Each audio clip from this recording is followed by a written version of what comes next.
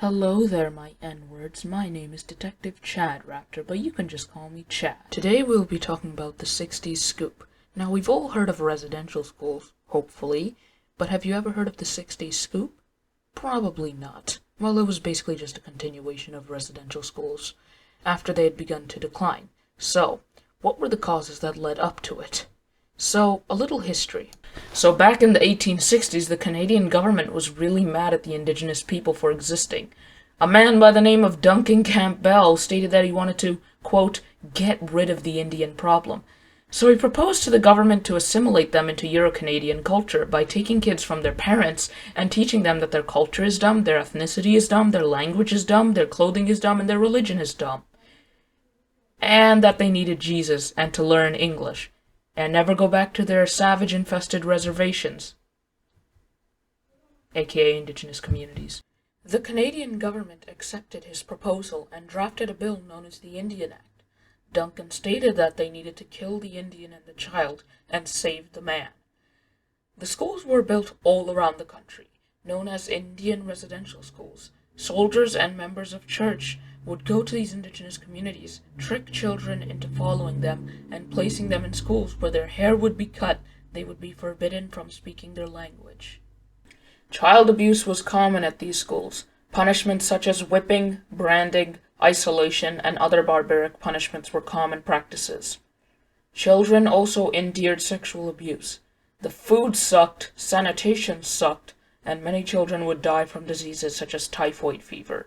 Residential schools carried on for over 100 years. The Canadian government made great use of propaganda, although eventually by the 1930s, many people began to condemn the treatment of the children in these schools. These people weren't against destroying indigenous culture. They were simply against the barbaric punishments and cruel treatment that the students would face. Because of this, some residential schools began to close down, and by the 50s and 60s, the civil rights movement kicked in, and many indigenous people as well as white people demanded for the Indian Act to be terminated, which the Canadian government did.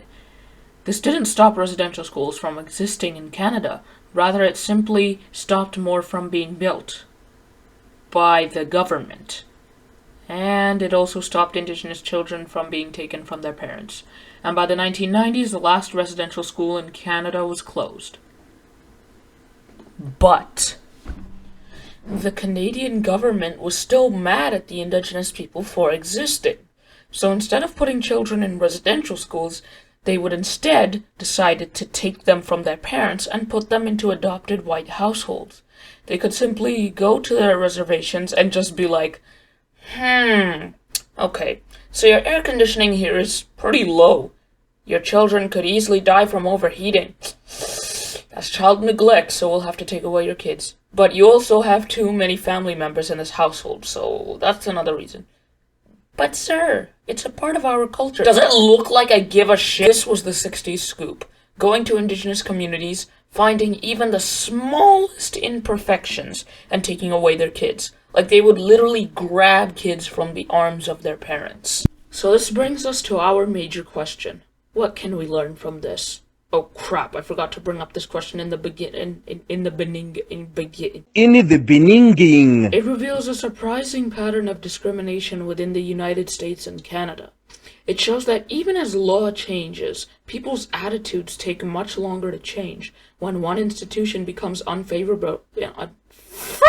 When one institution becomes unfavorable or outlawed, another springs up to do the exact same thing, but just under disguise from the laws.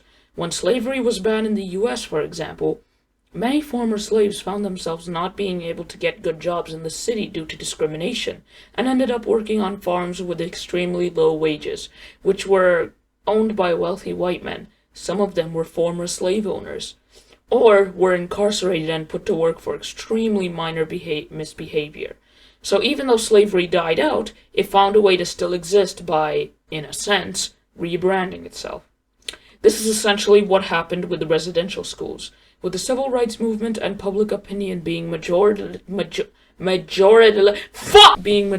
against residential schools, new laws were implemented which forced many schools to shut down. Residential schools were a dying institution. However, The government found a way to take children from their parents and assimilate them into European Canadian culture. By keeping a watchful eye on indigenous communities, at the slightest sign of things being bad in the communities, children would be taken away from their parents and forcefully placed into the foster care system and be placed within white households in order to indoctrinate and assimilate them into European Canadian white culture. This made it look like they were protecting and saving these children when in reality they were doing the exact opposite. Thankfully, though, the 60s scoop ended by the 1980s. And all of this horrors for Indigenous people ended there. No more problems for the Indigenous community. Nothing going on today. Nothing at all. Nothing short of, I don't know, young girls going missing or something. Oh, wait. Oh, fuck.